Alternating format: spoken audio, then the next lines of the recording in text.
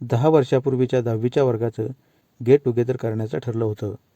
आमच्या वर्गाचा त्यावेळचा मॉनिटर मनोजने सारं नियोजन केलं होतं. आमच्या वर्गातील सर्व मुलामुलींचा त्याने व्हॉट्सअप ग्रुप तयार केला होता आणि त्याद्वारे सर्वांना आव्हान केले होते. काही मुलं नोकरीसाठी गावापासून खूप लांब होते. मुलीही सासरघरी नांदत होत्या. पण 10 वर्षानंतर आपल्या सगळ्यांना एकत्र यायचं आहे या गोष्टीचा आनंद सर्वांनाच होत होता. फक्त काही मुली म्हणायचे, आम्ही खूप दूर आहोत. आमचं काही या कार्यक्रमाला उपस्थित राहणं शक्य होईल की नाही सांगता येणार नाही. पण मनोजने त्यांना सतत फोन करून गेट टुगेदरसाठी रेडी केलं होतं. सगळ्याप्रमाणे मलाही खूप आनंद झाला होता. माझं सासर गावापासून बरंच दूर होतं, पण माझ्या नवऱ्याला याविषयी मी सर्व काही सांगितलं होतं. त्याने सारं ऐकून घेतलं आणि तो मला म्हणाला, दिव्या, या कार्यक्रमासाठी मी परवानगी देतो, पण 2 दिवसापेक्षा जास्त दिवस तू तिथे थांबू नकोस. मी देखील गेट टुगेदरचा अनुभव घेतला आहे. त्यावेळचे आपले मित्र मैत्रिणी आपल्याला पाहायला मिळतात, हे ठीक आहे, पण काही मुलं आपल्या त्यावेळच्या मित्र मैत्रिणीकडे वेगळ्याच भावनेने पाहतात. ही गोष्ट तू नेहमी लक्षात ठेव.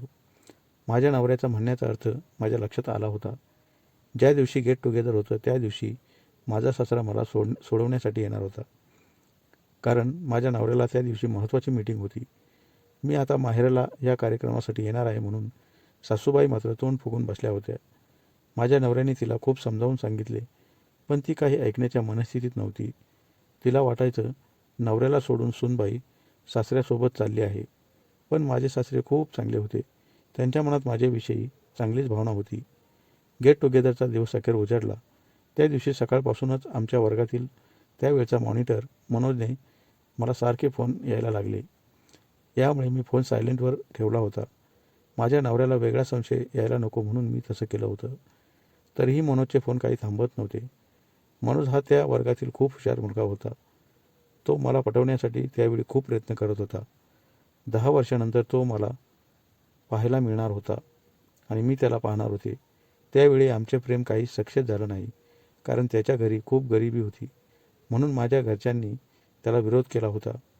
माहेराला आल्यावर सासरे म्हणाले, पोरी, मी तुला उद्या घ्यायला येईल, असं म्हणून त्यांनी चहापाणी घेतला आणि ते निघून गेले. खूप दिवसांनी मी माहेराला आले होते. माझे आईबाबा खूप खुश झाले होते. कार्यक्रमामुळे माझ्या मैत्रिणीही जमायला सुरुवात झाली होती. मी चांगले फ्रेश झाले आणि चांगली तयारी करून मैत्रिणीबरोबर गेट टुगेदरच्या कार्यक्रमासाठी आमच्या शाळेमध्ये आले. जवळपास सर्वच मुले मुली तिथे जमले होते. सर्वात अगोदर मनोजची आणि माझी नजरेला नजर झाली होती.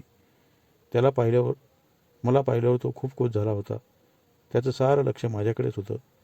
पण सारखं मला त्याच्याकडे पाहता येत नसे, कारण मैत्रिणी वेगवेगळ्या विषय काढायच्या. त्या कार्यक्रमात त्यावेळच्या शिक्षकांचा आम्ही सन्मानही केला. काहींनी मनोगत व्यक्त केले. यावेळी मनोजने मात्र खूप छान भाषण केले होते. मी समोरच बसले होते, यामुळे सारखं तो मलाच पाहत होता. सर्व कार्यक्रम संपल्यावर आम्ही जेवणाचे नियोजन केले होते. यामुळे सर्व मित्रमैत्रिणी अगदी पोटभर जेवले होते. मनोजने मला डोळ्याने खुणवून त्याच्याकडे बोलावले आणि मला म्हणाला, दिव्या, त्यावेळपेक्षाही तो आज मात्र खूप छान दिसत आहेस. हा कार्यक्रम झाला की तो आमच्या वाड्यावर ये. त्यावेळी आम्ही घराला वाडा म्हणायचो. यामुळे तो असं बोलला होता.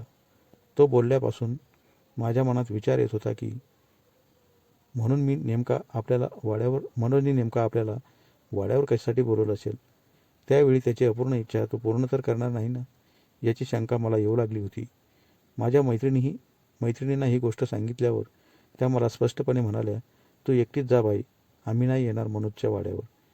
मी जर गेले नाही तर मनोज खूप नाराज होईल, म्हणून मी त्याच्या वाड्यावर जाण्याचा निर्णय घेतला होता.